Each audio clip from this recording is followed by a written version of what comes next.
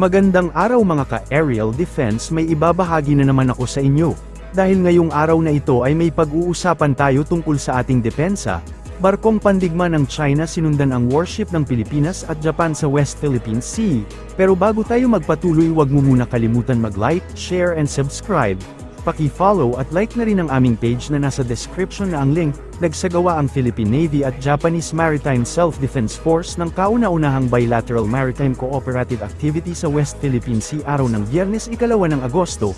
Nagpadala ang Philippine Navy ng multi-role guided missile frigate na BRP Jose Rizal, habang ang Japan naman ay nag-deploy ng kanilang Takanami-class destroyer na JSS Anami para sa naturang aktibidad. Bukod dito, nagsagawa din ng mga barko ng hukbong dagat ng Pilipinas at Japan ng tactical maneuvering at photographic exercise sa kabuuan ng kanilang paglalayag. 7 course 000.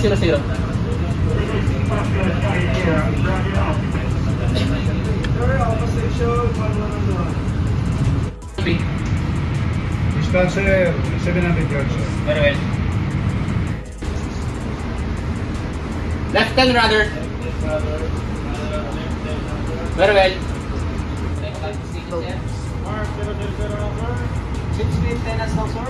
Ayon kay Armed Forces of the Philippines Public Affairs Office Chief Colonel Xerxes Trinidad, parte ang bilateral sale ng nagpapatuloy na pagsisikap para palakasin ang regional at international cooperation tungo sa pagkamit ng isang malaya at bukas na Indo-Pacific region. Determinado din aniya ang dalawang hukbo na itaguyod ang seguridad at stability sa Indo-Pacific. Ginawa ang joint sale kasunod ng bilateral maritime cooperative activity ng Philippine Navy kasama ang US Navy sa West Philippine Sea noong July 31. Gayunpaman, ang mga larawang inilabas ng Pilipinas at Japan ay nagsiwalat na isang barko ng Chinese Navy ang bumubuntot sa likod ng mga barkong pandigma ng Pilipinas at Japan. Ipinunto ng defense writer na si Aaron Matthew Lariosa ang pagkakaroon ng isang shadowing vessel sa panahon ng ehersisyo, na nagmumungkahi na ito ay maaaring isang 056 class na corvette batay sa silhouette nito. Muling iginiit ng China ang pagtutol nito sa deployment ng US missile system sa Pilipinas. Sa isang pahayag, sinabi ni Chinese Foreign Ministry spokesperson Lin Jian, na mistulang pinapayagan lamang ng Pilipinas na lalong lumala ang tensyon at hidwaan sa Indo-Pacific region kapag pinayagan ang deployment ng US missile system. Ang naturang hakbang din aniya ay tiyak na magpapalala sa geopolitical tension at arms race sa rehiyon. Hinikayat ng Chinese official ang US at ang Pilipinas na tanggalin na ang missile system ng US at gawin itong bukas sa publiko. 关于美国在菲律宾部署中岛，中方已多次阐明了严正的立场。我要再次强调，菲方允许美国部署中岛，是配合域外势力，助长地区紧张对立，挑动地缘对抗和军备竞赛的倒行逆施。本地区需要和平与繁荣，不需要中岛和对抗。我们敦促有关国家正视地区各国的呼声，尽早纠正错误的做法，按此前公开承诺，尽快撤走中岛系统，不要在错误的道路上越走越远。 Kung maalala, deploy ng US ang Mid-Range Capability o MRC missile system to Northern Luzon noong unang bahagi ng Abril bilang bahagi ng Salaknib Exercise 2024, ginamit din ang naturang missile system sa sumunod na balikatan exercises. Gayunpaman, nauna nang binatikos ng Russia at China ang naturang hakbang, hiniling na tanggalin, at ibalik na sa US. Habang inilatag ng AFP ang mga gagawing hakbang upang masiguro na hindi makapagtatayo ng kahit anong istruktura ang China malapit sa BRP Sierra Madre. Actually, mga around 5 things that I can state at this point. Una po dyan, paigtingin natin, sir, no, yung pagbabantay at saka yung pagmamatsyag. Okay. So dito po, sir, no, patuloy na magbabantay po at saka magmamatsyag itong ating sandatahan ng lakas ng Pilipinas. Yes. Dito po sa mga activities dito sa West Philippine Sea. Para agad natin po, no, na maitala at maulat ang anumang pagbabago o construction na ginagawa ng China. Nakita naman natin dyan, sir, no, nung meron po tayong napansin dito sa Escoda Shoal, hindi na po nang iniwan ng Coast Guard yan. Nung meron tayong initial activities na kahina-hinala. Pangalawa kong, Erwin, is diplomasya at kooperasyon. Ito po kasi, syempre, bilang Commander-in-Chief po natin ng ating Pangulo, no, ito na nga po yung kanyang statement that in the powers of the state, uunahin po natin ang diplomatic approach. So habang po ang sadatahang lakas ng Pilipinas ay nakahandang ipagtanggol ang soberenya ng Pilipinas, nakikipagtulungan din po tayo sa Department of Foreign Affairs para sa diplomatikong pagresolba po ng mga issue. So sumusuporta tayo dyan, sir, no, sa diplomatikong hakbang para mapanatili po natin ang kapayapaan at seguridad sa rehiyon.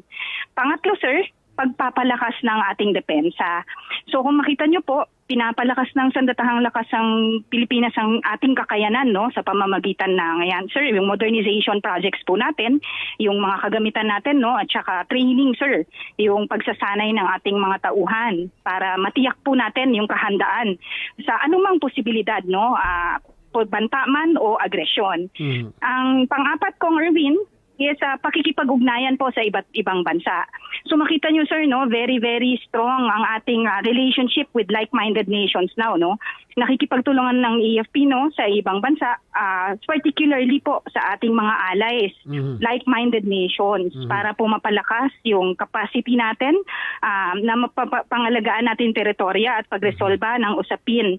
Hinggil dito, sir, no, sa keeping the peace in the Indo-Pacific region. And lastly po, yung ating legal na means po.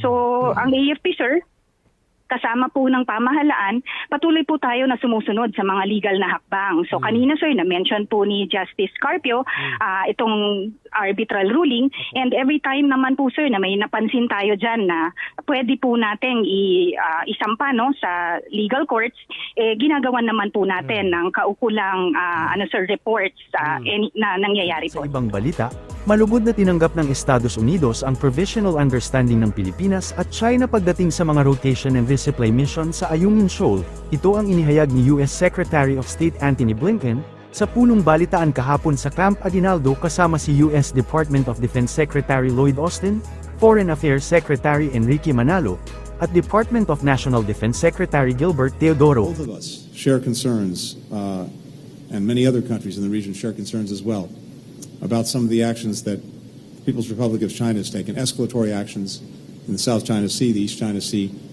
and elsewhere. And this is something that we heard much about from our colleagues at the recent ASEAN meetings.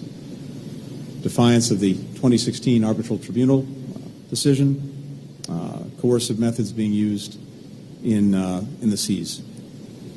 We welcome the provisional agreement, understanding reached between the PRC and the Philippines on the rotation and resupply at the Second Thomas Shoal. And we were pleased to see that the first resupply mission subsequent to that understanding went forward without incident. It's very important that that be the standard, not the exception. And as I said to the Chinese Foreign Minister when we met in Laos a few days ago, China must uphold its commitments to not obstruct the Philippines in their resupply missions. We stand by our ironclad defense commitment to the Philippines under the Mutual Defense Treaty. That extends to armed attacks on Filipino armed forces, public vessels or aircraft, including the Coast Guard, anywhere in the Pacific, including the South China Sea. Ayon kay Blinken, maraming bansa sa rehiyon ang nababahala sa escalatory actions ng China sa South at East China Sea kabilang ang kanilang pagsuway sa 2016 arbitral ruling. Kaya ikinalulugod aniya ng Estados Unidos na walang hindi kanais-nais na insidenteng naganap sa unang RORE mission na isinagawa kasunod ng kasunduan, binigyang diin ni Blinken na mahalaga na mapanatili ang ganitong kalakaran at hindi minsan lang, matatandaang matagumpay na naisagawa ng Armed Forces of the Philippines ang RORE mission sa BRP Sierra Madre noong July 27, sa gitna ng presensya ng mga barko ng Chinese Coast Guard, People's Liberation Army Navy, at Chinese Maritime Militia sa bisinidad ng Ayungin Shoal. Para sa mas madaming update tungkol sa ating depensa, paki-follow at like muna ng aming page na nasa description na ang link. Huwag mo na rin kalimutan mag-like, share and subscribe. Pindutin mo na rin ang bell para updated kayo sa aking mga bagong video. Maraming salamat po.